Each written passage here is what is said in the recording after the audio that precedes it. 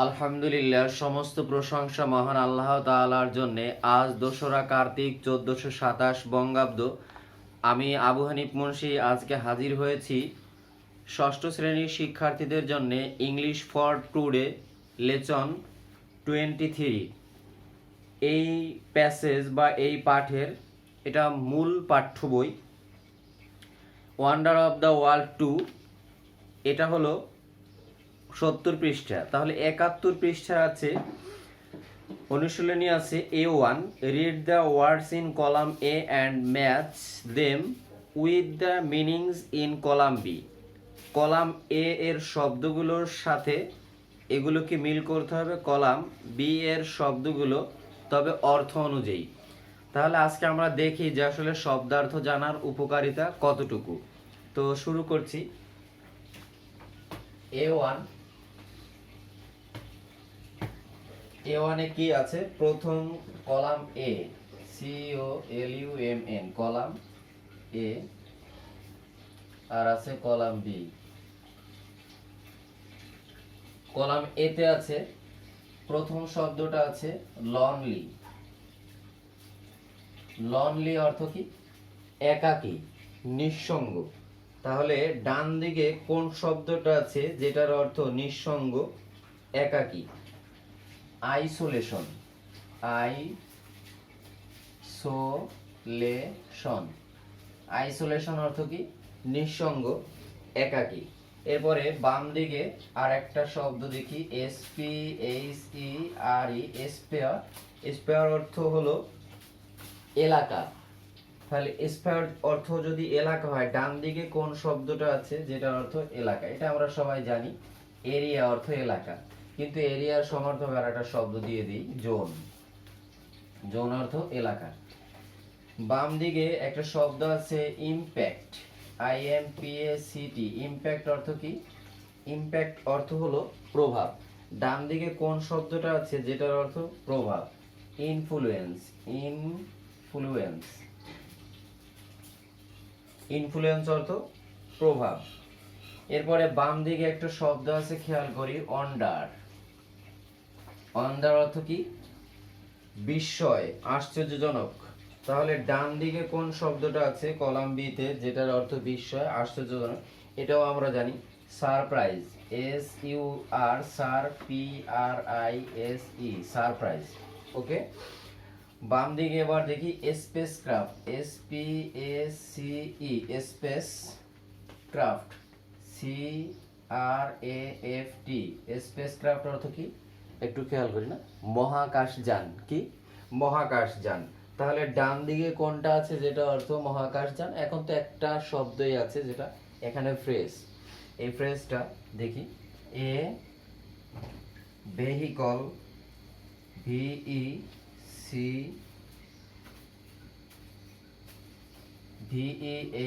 vehi, CLE, vehicle, that THAT, that travel, TRAVEL, travels in space, SPACE, space. মানে এমন একটা বাহন যেটা দিয়ে কি মহাকাশে যায়, ভ্রমণ করে। তাহলে এই হলো A1।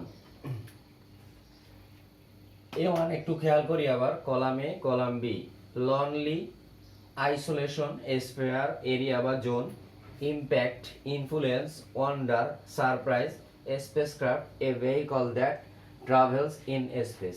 এটার একটু অর্থ দেখি, লনলি, একাকী, নিঃসঙ্গ, স্পেয়ার, এলাকা, ইমপ্যাক্ট, প্রভাব, ওয়ান্ডার, বিস্ময়, আশ্চর্যজনক, আর স্পেসক্রাফট, মহাকাশ যান। এটা মুছে ফেলছি।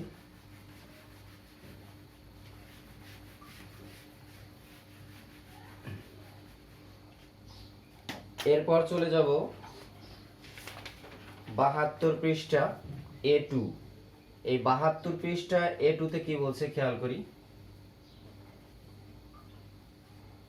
72 পৃষ্ঠা A2 তে বলছে, read the words in column A and match the opposite. Opposite মানে কি? বিপরীতার্থক শব্দ। Meanings given in column B. Column এতে যে শব্দ দেওয়া আছে এই শব্দগুলোর বিপরীত শব্দ দেওয়া আছে কলাম বিতে, এটা মিল করতে হবে। ঠিক আছে, তাও শুরু করি না। প্রথম শব্দটা দেওয়া আছে আনবিলাইভেবল।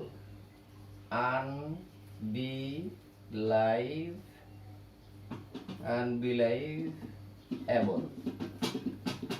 আনবিলাইভেবল অর্থ কি? অবিশ্বাস্য।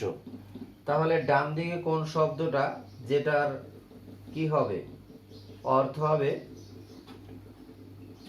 অবিশ্বাস্য না, মানে এইটার বিপরীত অর্থ কি? বিশ্বাস্য। তাহলে বিশ্বাস্য কি? বিলাইভেবল। এই আনটা বাদ দেই না, বিলাইভেবল, BELIVABLE, বিলাইভেবল অর্থ বিশ্বাস্য। এরপরে আছে 2 নম্বরে আছে অ্যাসাম, AWESOME, অ্যাসাম। অ্যাসাম অর্থ আমরা সব সময় জানি কি? দারুণ, চমৎকার, চাকচিক্য না? তাহলে অ্যাসাম এখানে ডান দিকে কোন শব্দটা এর বিপরীত? Simple, SIMPLE, simple. এটা যদি অসাধারণ অর্থ বলছি, চাকচিক্য, সুন্দর, অসাধারণ, এই সিম্পল অর্থ হলো সাধারণ। এরপরে দেখি 3 নম্বরে আছে কি? Fabulous, FABULOUS, fabulous. ফেবুলাস অর্থ আসলে কল্পিত কাহিনী বা পৌরাণিক কাহিনী আমরা পড়ছি। তাহলে এই যে ফেবুলাস, এইটা কোনটা হবে, তাই না? ডান দিকে আছে অর্ডিনারি, ORDINARY, অর্ডিনারি। ঠিক আছে, অর্ডিনারি। বাম দিকে আর একটা শব্দ আছে ট্রিমেন্ডাস, ট্রিমেন্ডাস, MEN, ট্রিমেন্ডাস। এটা একটু নতুন শব্দ লাগলো, তাই না? এটার অর্থ কি আসলে? এটা হলো অর্থটা, বাংলা অর্থ হলো প্রকাণ্ড। প্রকাণ্ড বুঝি না? অনেক বড়। তাহলে ডান দিকে কোন শব্দটার বিপরীত আছে? ট্রিমেন্ডাস। কোন শব্দটার বিপরীত? টিনি, TINY, টিনি অর্থ কি? ক্ষুদ্র।